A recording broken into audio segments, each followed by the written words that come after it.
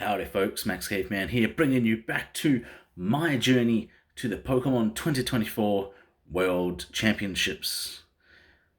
So today I am looking at the events for April, and my god, was April a big month. In total, we had 4 challenges, 2 cups, and the regionals in my local areas. So we had 7 total events. That is the most I think we've had in a single month for this season. So um, that is big.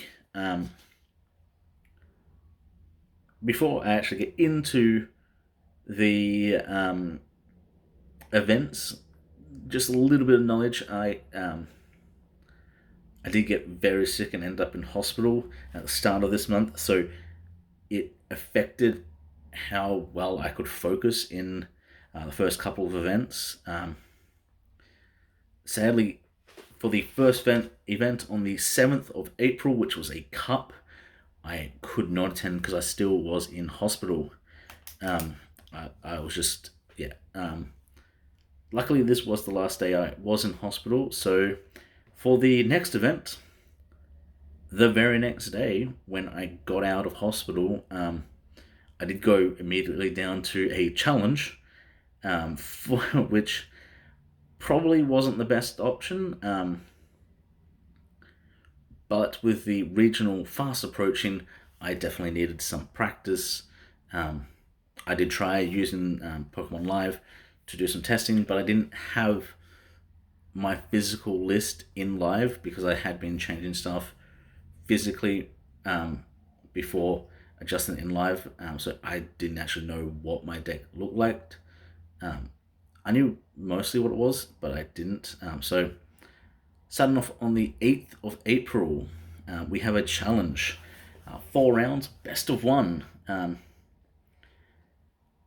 And in all honesty, I probably shouldn't have attended this event at all. I was in no shape to participate. Yeah, I was exhausted, so I did the best I could, and ultimately, so let's start off with round 1. I was facing Chien Hands, one of my best matchups, playing Golden-Go EX, and I lost. Now, I wish I had taken better note of what was actually happening at this time, especially leading up to regionals, so I can't actually remember this event at all. I do have my notes. So yeah, first round versus Chen Hands, didn't do so well, which is fine. I just sort of needed to get back into practice. Second round, Chen Hands, and another loss. The big issue I have going into Chen Hands is the early Greninja. If I don't get a Manaphy out turn 1, a Greninja on their turn 2, Radiant Greninja could take multiple Gimmighoults out. So I believe that happened, and then they just got everything they needed. I was still working out my list, so I didn't know exactly what I was needing. Round 3 was a loss to Ancient Box. So I say Ancient Box, so I'm pretty sure this was Baby Moon, the Vengeance Fletching.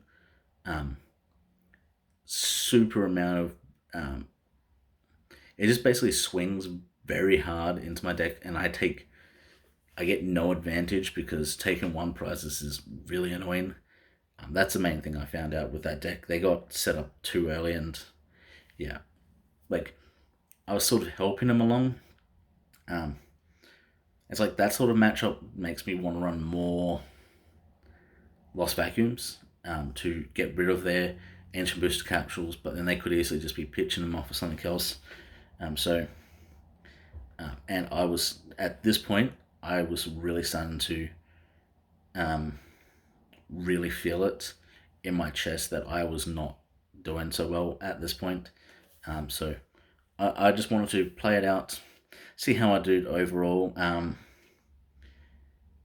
Round four, I was facing another Chen Pao player, but this was Chen Pao with Alolan Vulpix V. Now, I actually forgotten how scary Alolan Vulpix V is. Um, I don't realize at this event because I managed to get so far ahead very early that I was swinging in with Golden Go um, incredibly early. They never saw it, Chen Pao. Um, they never got a Baxcalibur set up. They were lacking tremendously in the board state. And at this point, being 03, I ended up facing off against one of the juniors or seniors. I can't remember which age bracket they're in. So I was I was in the lower bracket, so didn't end up doing so well. Did get a win, which was nice, um, but ultimately I had a 1-3-0 record, and I got 13th out of 15 players. I am surprised. I believe that's 13 out of 15 masters, so I'm surprised I didn't get last. Um, but after the event, I knew I have to take the rest of this week off to recover. There was a challenge the very next night, and I just decided, no, I'm skipping that challenge. So I ultimately missed that challenge, and I'm pretty glad I did. So a lot of the Australia players that went to the European International Championships were flying into Australia through Perth, spending a week in Perth to then fly back to wherever they are in the eastern side of Australia. And so a few of them did actually attend this event, which that actually leads very well into the next event, which is so on the 9th, that is a Tuesday. On the Saturday of the same week, we had the Perth Regional Championships. So a lot of these EUIC participants were stopping in Perth before flying over to Melbourne, Sydney, wherever they're actually from. And that includes my round one opponent and the player that went undefeated at the challenge on the Tuesday. So on the 13th of April, Perth Regionals. Oh boy. Leading up to this, a lot of players realized this is make or break. A lot of people needed a high enough finish with enough points to determine whether they're going to the World Championships or not. Before this event, I was at 44 points, so I'd have to win. I have to win out to even stand a chance. Or I had to make day two regardless, which was glad that we did get day two. So that was a big daunting task for everyone involved. So we had 9 rounds of this, and this was a full 12-hour day in the convention center for this event, and it was exhausting. I know a lot of the people from my local group that were dropping early during the day. They knew they could have got points with their records at the time they dropped. They decided not to worry about it. Left early. It's just exhausting. So 9 rounds. Round 1, I get paired against the champion from the regional champion, the challenge at the start of the week, and this is no ordinary player. I got the unfortunate pairing of Brent Tonson. If you do not know who that is, Brent Tonson at the time of recording is globally ranked 1 in standings for Pokemon TCG. He is, he's currently ranked 1, and I think he will be ranked 1 going into Worlds. So that was a daunting task. I was with the rest of my group at the start, and I checked my phone for the parents, and I was not expecting that. Find my table, round 1, Gholdengo into Darksard, piloted by the number 1 player in the world. I I was not thrilled. Darkside is one of the more difficult matchups at the moment, just simply because it can easily take the one shot on the crackback. So I knew what I needed to do. I didn't realize some of the cards we're going to be seeing play that did. So I end up facing off against Brent Thompson, best of 3. Took a long game 1. I feel like basically my strategy had to revolve around de-evolution as my main target. I know I got tripped up by Regieleki and its ability to get trainer cards back from the discard. I got area ripped 2 turns in a row, so I was not thrilled about that. Lost game 1. I put in the effort. You got to put in the effort to try and win these things. Game 2, go into it, and I got a board set up fairly easy. As soon as I saw X number of rare candies being played, I used my TM Devolution and put Brent Thomason on the back foot, and he scooped. At that stage, we were going to go to a tie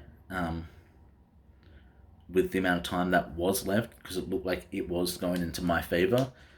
So we did scoop. He did scoop to go to a game 3 to try and get a definitive winner.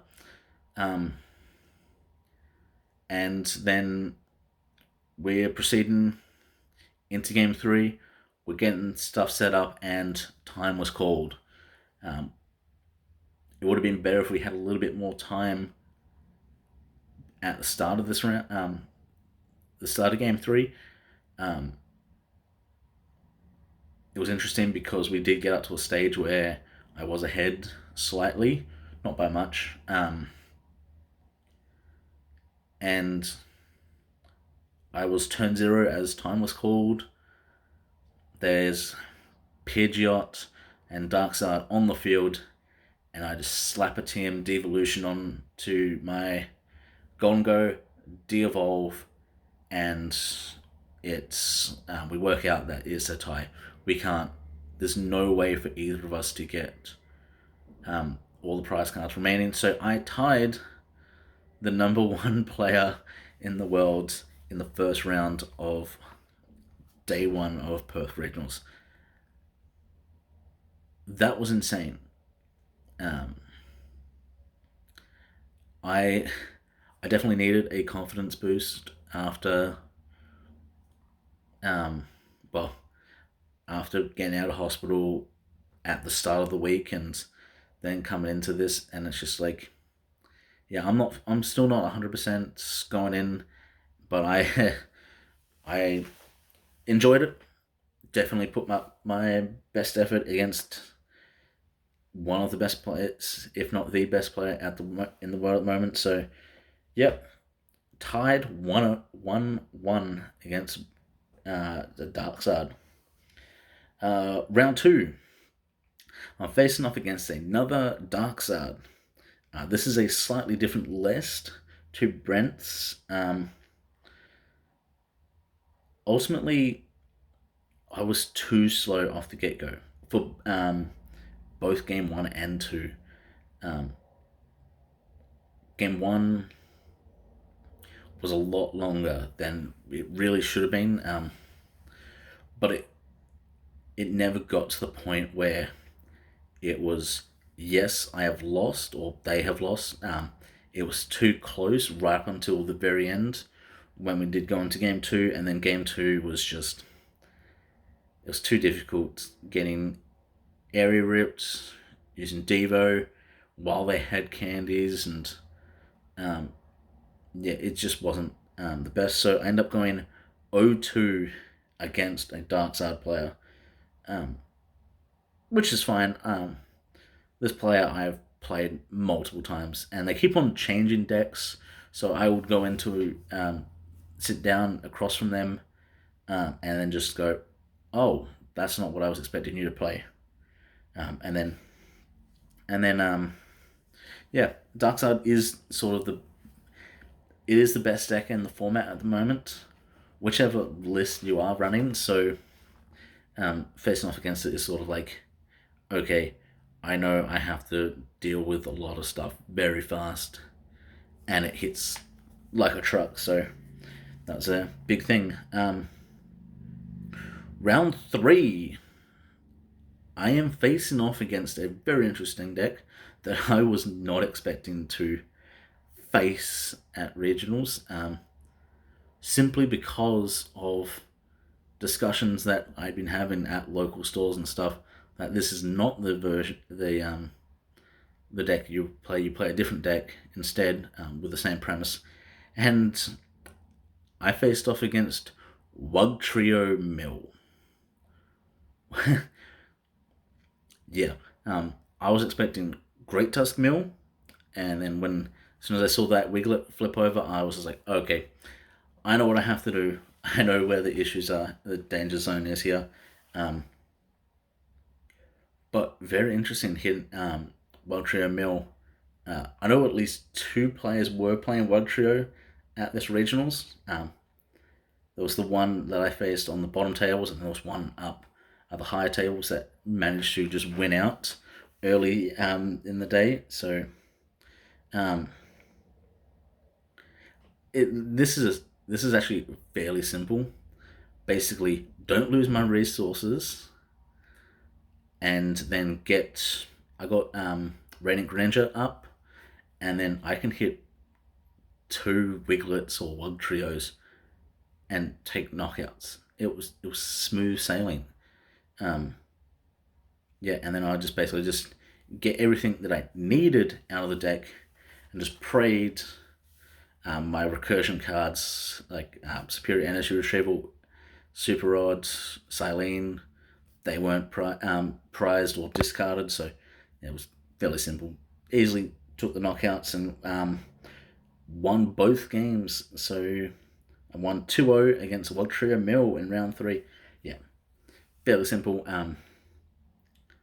My round three opponent and the other guy that their friend who was playing Wugtrio Mill on the high tables, they did drop early in the day. They just knew that they were in a bit of a losing battle against most of the field for the day. So yeah, it's a bit of a disappointment that they dropped, but always good having those fun out of left field decks come up. Round four, facing off against Chien Hands. This was a difficult one for me. Chen Pao, I'll say this over and over again. Chen Pao is the best matchup for Gholdengo. For the month of April, I don't know what was going on. Well, in recently, I don't know what's been going on with me playing against Chen Hands. So we basically just played it out as best we can. I have learned to start attacking more with Dialga, so that did help. Dialga can one shot a Chen Pao with like two missing bench on combined from both of us. So being able to swing in that was fairly good. Radiant Greninja does put in work for both of us at this point, which is fine. Big thing, we just did the back and forth. Game 1 and 2 were settled fairly easily. We get to Game 3. And this was the worst Game 3 I've ever had. I open Origin Form, Palkia V, and that's it. No way to draw another Pokemon, no way to get anything else, and time is called. We started Game 3 so late that basically my opponent was bricking too.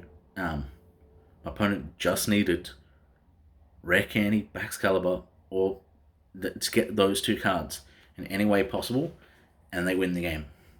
And on turn 3 of time, they get it, one shot my Palkia, and that was it. Like, in all the turns that I had in Game 3, if I had got if I got one more basic down, we would have gone to a tie. So ultimately, I did go 1-2 loss against Guardy in Chien-Pao hands. Oh, that was difficult. Moving on to round 5, facing off against Gardevoir Drifloon. Now, I saw the Gardevoir, the Rolts come out, and I thought, oh yeah, it's Gardevoir Screamtail, thinking about how the deck used to be. This was the first big tournament that I had attended with a post-rotation Gardevoir that I faced. So, well, actually, it is the first Gardevoir deck I've faced post-rotation. It was not what I was expecting. Very interesting ways this game went. MVP for me for this matchup is actually Lost Vacuum. You're wanting to put... Your opponent wants to put enough damage onto Drifloon so that they can one-shot everything. I didn't realize Drifloon hits 300 with 10 damage counters on it. So I thought I was only hitting for 20. And it one-shot all of my Pokemon. And it's because it's such a cheap prize giver, it is so easy to outpace your opponent, especially playing against like multi-prize cards. Like I have there's only 2 main attackers that are, well, there's 1 main attacker, there's 2 attackers possible really that don't give up multiple prizes, not including the Gimmighoulls, which are a bit difficult to attack with in the first place. So I believe I lost game 1, and then game 2 it was Lost Vacuum, take the knockout, get the next thing up, knock that out, and as soon as the second Drifloon came up, it's Silene, pray to get the Lost Vacuum, get it, and then take the knockout. So I did attack into a Luxurious Cape, so I did get an extra prize there, so did speed things up. Like the previous round, we started around game 3 very late. My opponent did ask if we had 4 or 5 minutes left of the round, did ask me if we just wanted to call it a draw, because playing out, it does take a while. I did tell him about my previous game where it was literally just like, cool, we did decide in those small amount of time, so did want to play it out. Ultimately, as soon as well, not even when time was called, as soon as we both got like 3 or 4 guys out, we just decided, yeah, no, we can't play this out, because at this stage, there will be no victor. So it is always good to determine whether or not there can be a victor, instead of just going, yeah, you have the victory, or we'll just call it a tie. So yeah, a 1-1 tie against Gardevoir Drifloon. Wasn't expecting that. So going into round 6, I am facing my first ancient box of the day. Now, I knew people were playing this deck. Um, People have been testing it at locals and stuff like that, so I was expecting to see this more. And Darkside more realistically at this stage because it is so prevalent. Um, I will say this was probably the funnest game of the day. The two of us were just relaxing, laughing at the table. I did lose. I did go 0-2 in this matchup, but it was basically for the same reason. You're attacking with Vengeance Fletching on the Roaring Moon. It is so easy to get that powered up, and we had Pokestop in play, and watching my opponent mill 3 Ancient Supporters was quite funny, and we both got a laugh out of it. So we had fun.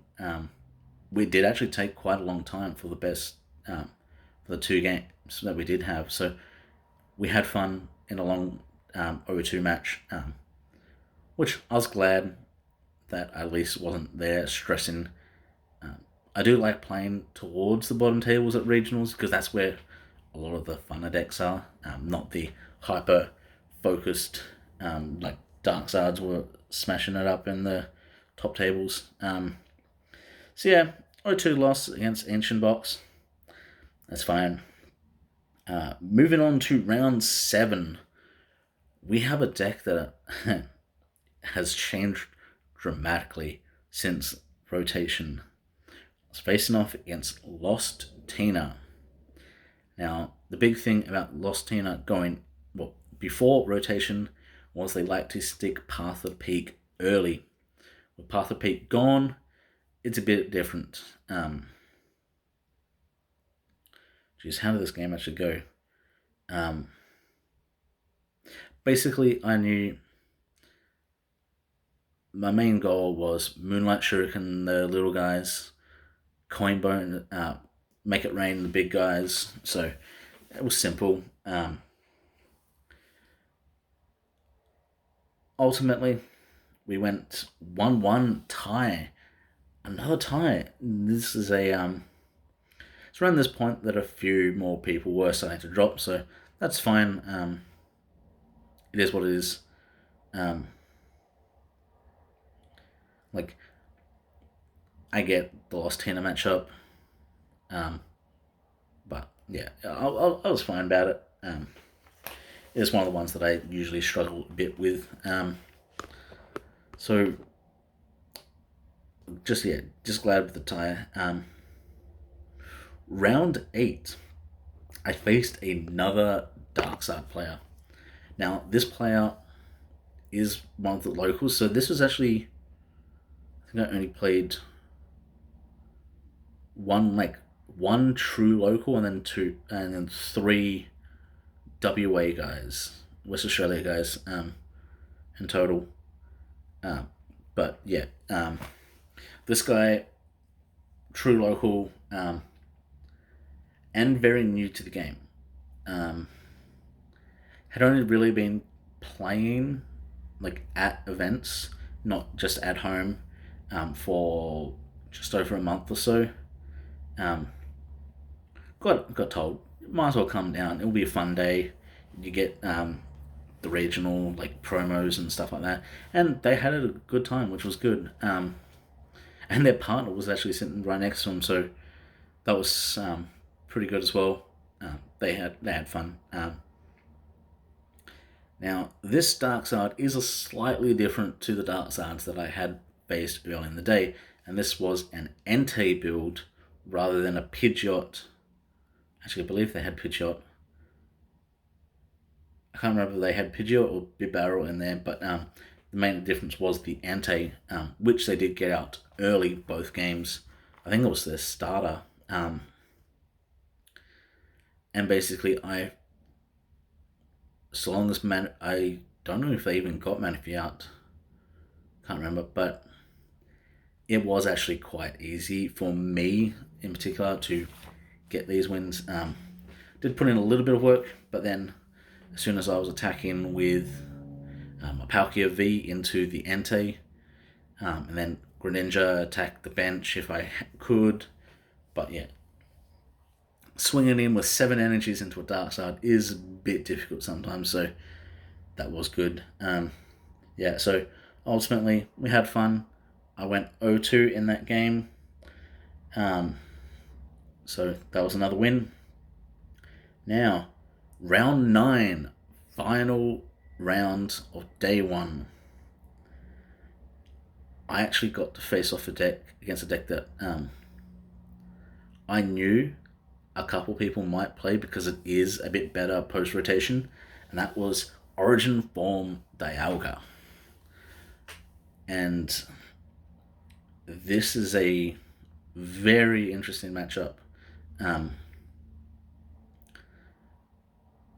Game 1, I didn't really know how to pivot all of my guys around. I got Star Chronosed very early game 1, and then moved another 2 prizes into the active, and that's not what you do. So ultimately, I did lose game 1. Yeah, just got Star Chronosed around too much. Yeah, they easily got the prize knockouts, which is fine. Game 2,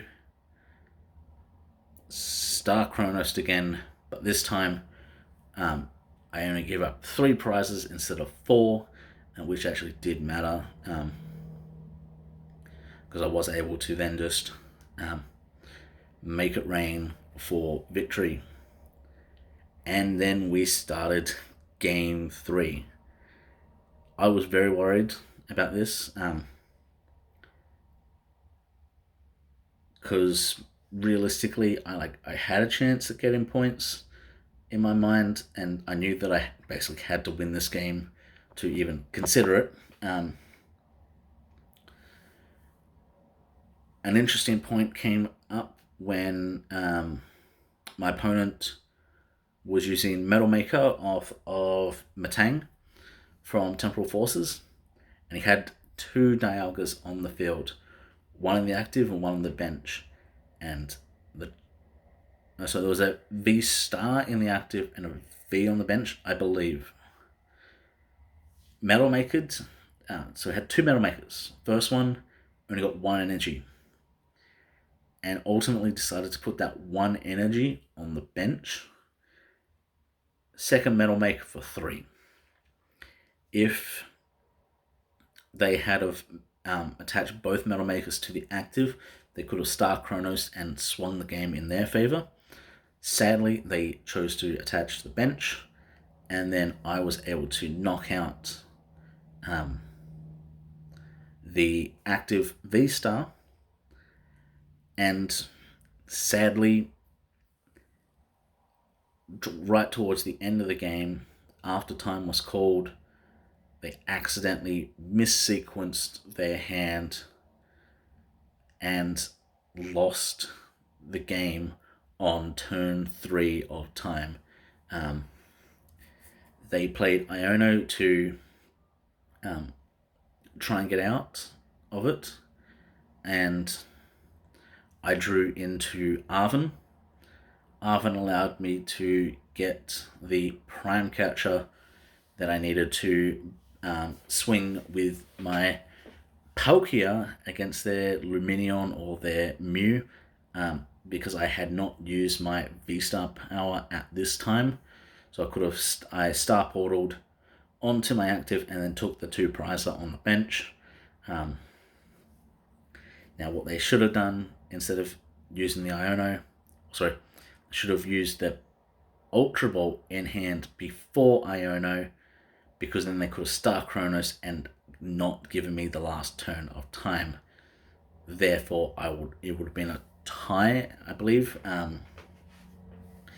Yeah, so winning on the last round, the last turn of time, is insane. Especially where the better part of 11 and a half hours, like almost 12 hours into this day. It was insane.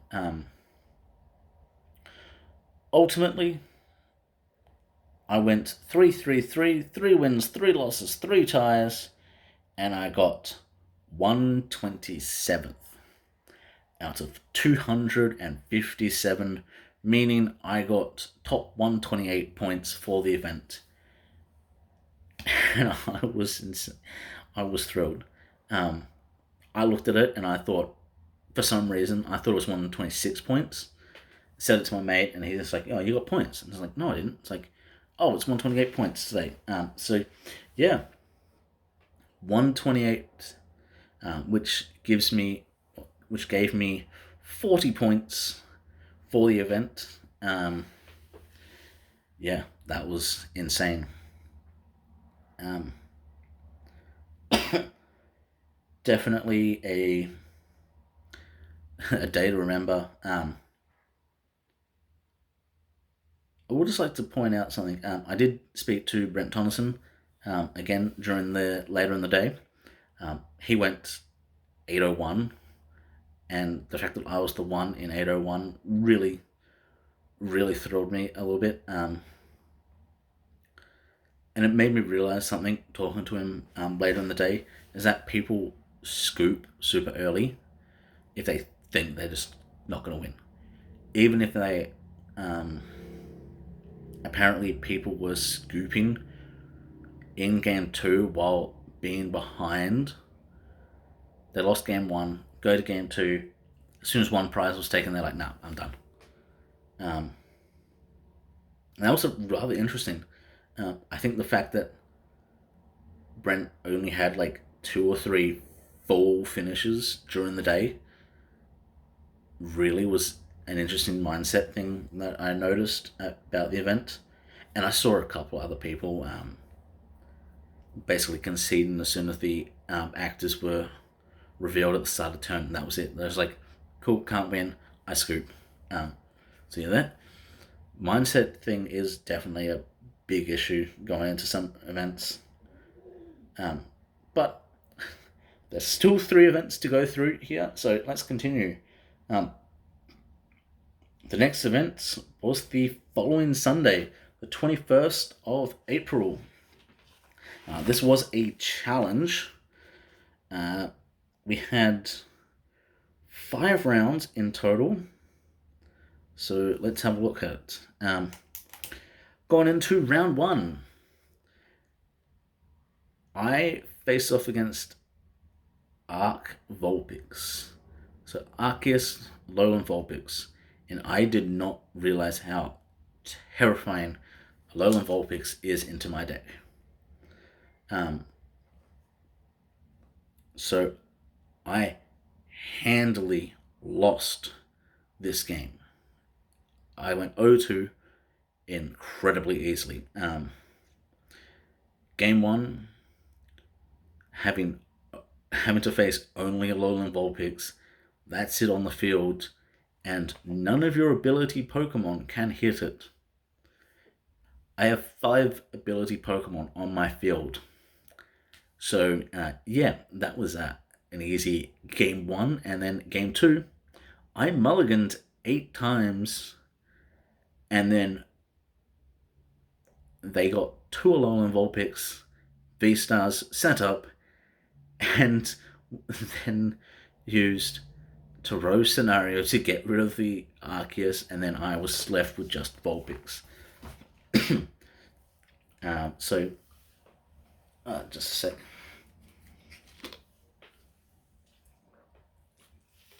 So, yeah, the Vulpix definitely did work, which it was insane seeing it. Round 2, I was facing off against Turbo Moon. Now, Turbo Moon is a slight variant of the Ancient Box. So basically, the Turbo Moon and the Ancient Box, the main difference is having the Roaring Moon EX in the deck. You still power it up like you would. You still do basically the same stuff as you would Ancient Box, but then you can swing in with, for frenzy gouging and that sort of stuff. So it is a bit stronger than just using the baby moon. So ultimately, I went 0-2. Not being able to get... It's difficult because you want to be swinging in with certain things, but realistically you should be swinging with different things, and yeah, I was not thrilled about that matchup. So yeah, 0-2 there. Round 3, I got to face off against another Origin form Dialga. Now this is the player that I was playing again, that was using Origin Dialga in some of the previous series, months. They wanted to give it a try. We start game 1 and they start Manaphy Lumineon. So Lumineon in the active, then they draw the Manaphy and they have nothing. They scooped instantly. They're just like, nah, I can't do it. Yeah, and I was starting to get stuff set up and I was like, no, let's go to game 2. Game 2 was a bit better, but they could not hit Metal Makers at all. All of their Metal Makers were just like 1, and then I'll take the knockout on the guy that they put the energy on. So I quite easily won that 2-0. So yeah, that was a interesting game. Round 4, I was actually excited for this. There is a West Australia Pokemon Discord, and someone had been constantly putting in there, or in one of the Discords, there's a few they didn't put in that they basically made it to the Arceus League on live, and I thought that's the deck they were playing, and I could see this doing quite well, especially against certain decks. My opponent rocked up with Meowscarada EX, and I was not prepared for Meowscarada. It hits hard, well, a lot harder than I thought it was going to, but it was basically, I didn't know how to tackle it. Like, which Pokemon do I take out first?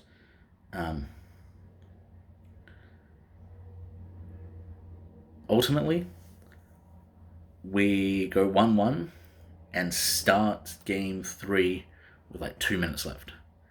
And we're in the middle of setting up. We thought we could play it out, but then I had to mulligan 4 times or something like that. And then ultimately, there was not enough time. As soon as enough board was set up, it's like, no, there's nothing we can do. So we tied that with my bad luck with the mulligans. Moving on to round 5, I faced Darkseid. Now I was not expecting this player to be playing Darkseid. I thought they would be playing something else.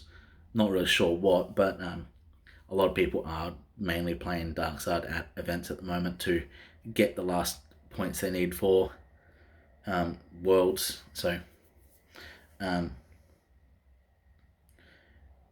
simple issues going into Darkseid, getting hit by Airy. Then it's just like not being able to consistently deal with Darkseid. Having to do 7 energies for a Make It Rain is difficult as is, and then you can't... I don't have the potential to one-shot a Pidgeot with my... what is it?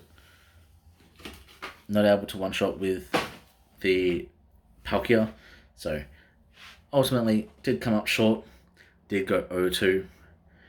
So for this challenge, I went 1-3-1 and finished 15th out of 21 players.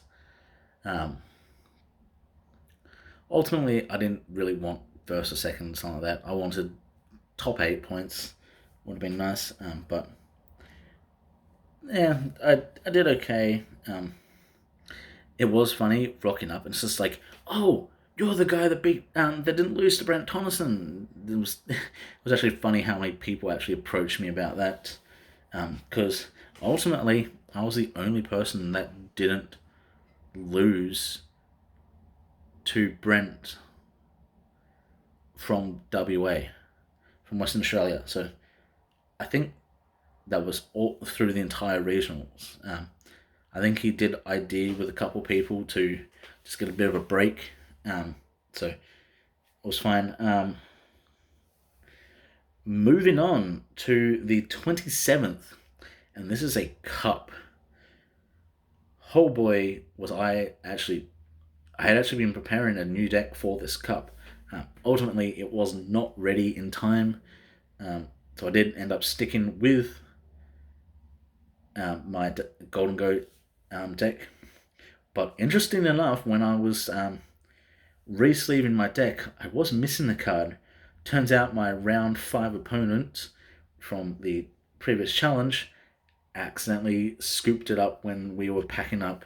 I did get it back before the tournament. It wasn't anything too serious. It was just a poker stop, so I have spares sitting here, so it was fine. So rock up at the cup, and that was my opponent, my round 5 opponent from the previous tournament, going in round 1, and this was a interesting thing. The Swiss for the cup was best of 1, top cut was best of 3. The store was not willing to extend opening hours for this tournament, so we had to cram it in a bit tighter. So these are all best of 1s here. So start round 1 against Lugia Cincino. This is a difficult thing. This is a difficult matchup. Because realistically, the biggest target in this deck is Archeops. You want to get rid of Archeops as soon as possible before they can get enough guys powered up on their side. Ultimately, that did not happen. We were in one-shot battles, and I lost that battle, which is fine. The Lugia matchup, I guess, is a 50-50 for me. It feels like it does really matter on the pilot of the deck. Yeah, my opponent was a bit better at it than most that I faced, so yeah, they came out with a victory. Round 2, I was facing off against Darkzard. Yeah, there's just been a little bit interesting thing with Darkzard because people are trying to use it to secure the last points they need for Worlds. A lot of people are going to the deck later than you really should have, and they don't know how to sequence it quite properly. And this opponent was one of them. I got rid of the one Pidgeot early, and then they didn't really have a draw engine. They didn't get. I'm pretty sure they didn't get Rotom turn 1. And then when the Rotom was in there, they didn't use they attached the Forest Seal Stone to shrink their hands. I believe they were using Bibarel, but they didn't use the V-Star.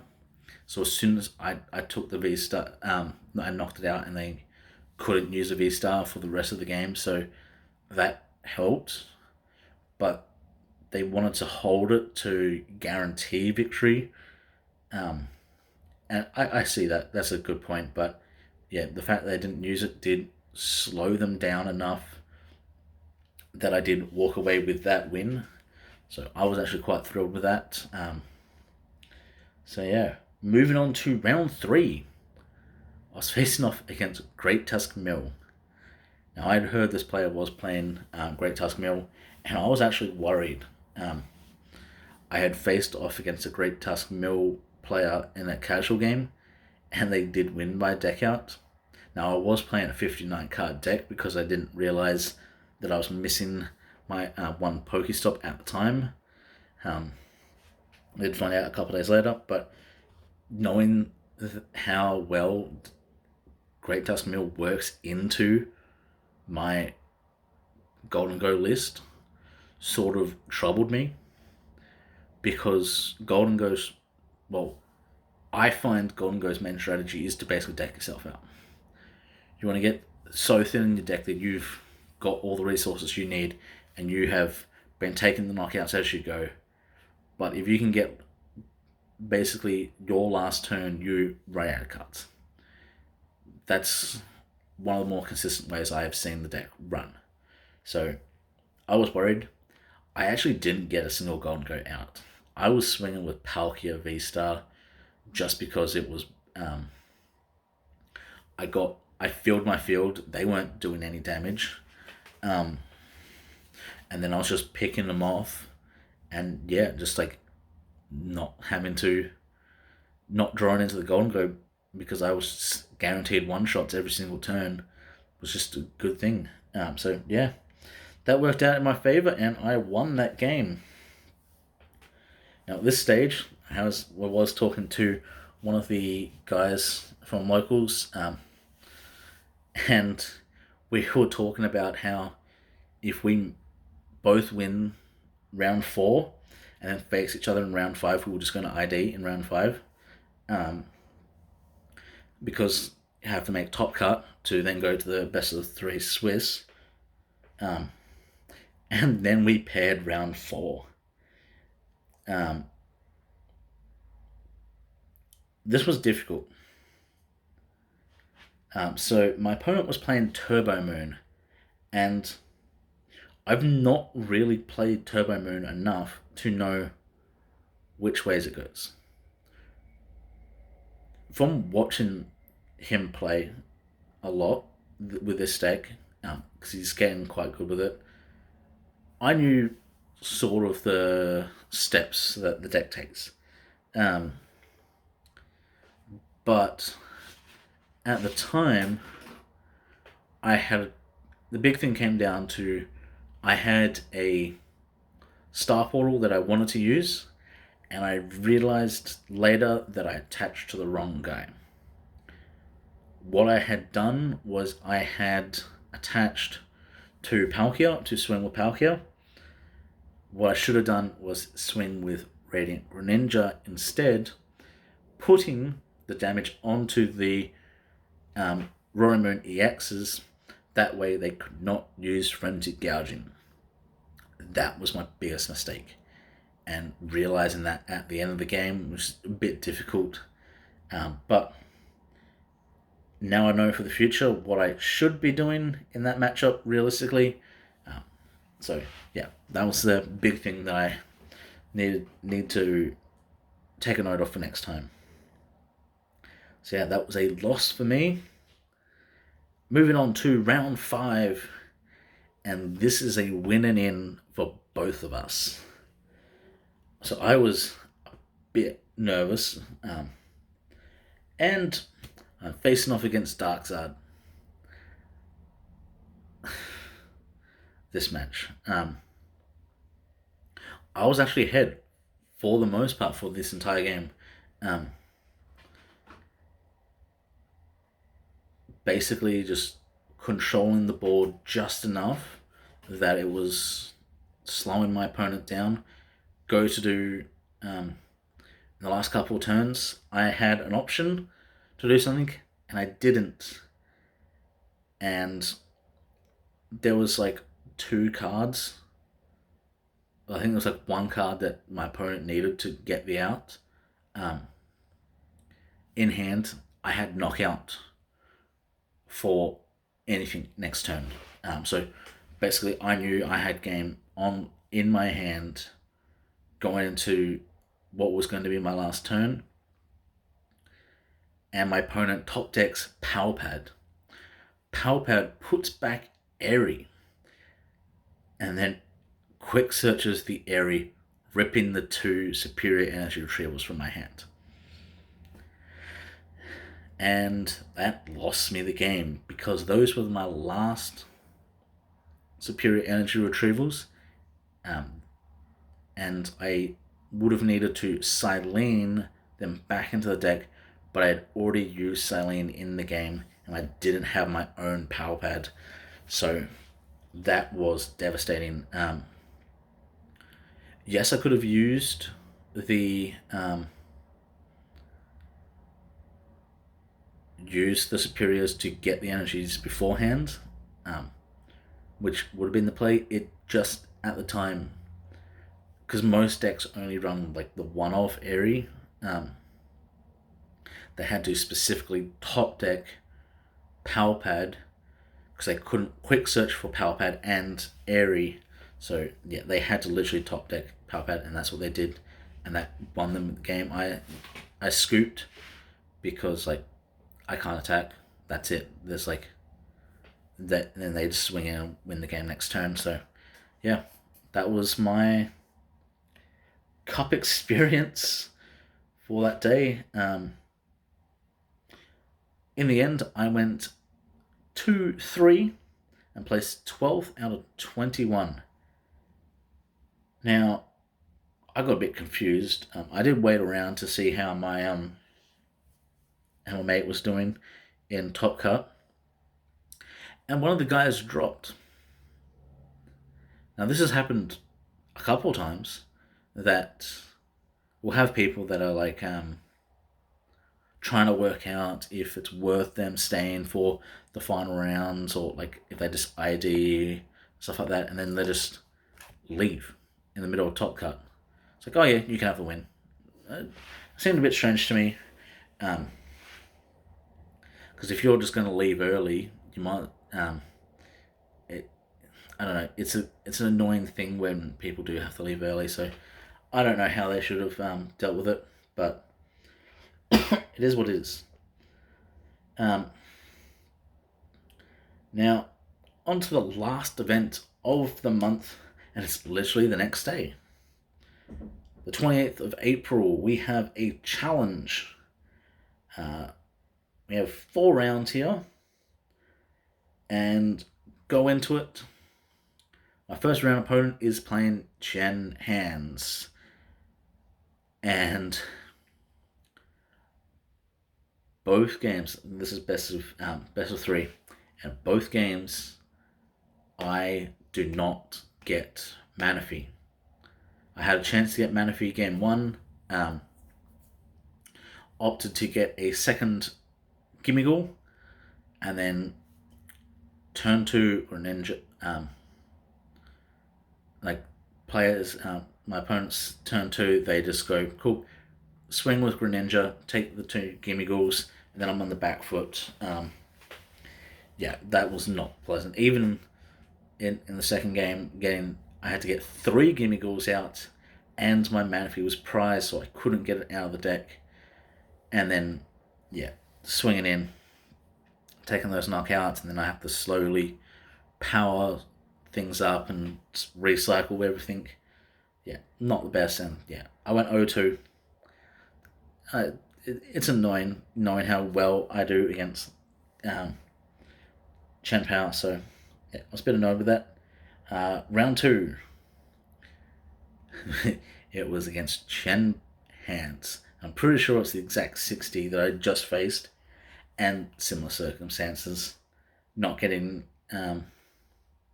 stuff I need. I did do a bit better. Ultimately, I went 1-1, and that was it. Yeah, 1-1 tie against Chen Hands, which is fine. It's a bit better. Yeah, we just couldn't finish a game 3 once time was called, so it was fine. We played it out. Round 3, I faced off against a Darkside player, and I think actually no, I think Shen Pao was the most popular deck that I faced during the month. But yeah, Darkside, it's everywhere. I know what I have to do.